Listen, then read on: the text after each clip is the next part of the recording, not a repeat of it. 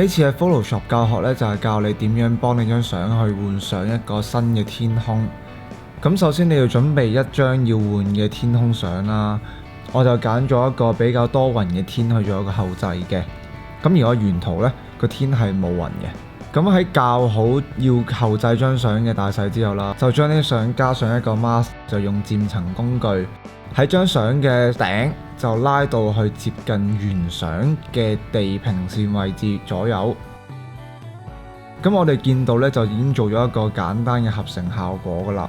就見到後製合成咗出嚟呢張相呢，上面有啲多餘嘅位置，而嗰啲位置呢係源自於你啱啱加上去嗰張天空相入面嘅。咁我哋就用擦膠啦，校低佢個透明度同埋個亮度之後呢，就可以將呢啲多餘嘅位置呢就擦走。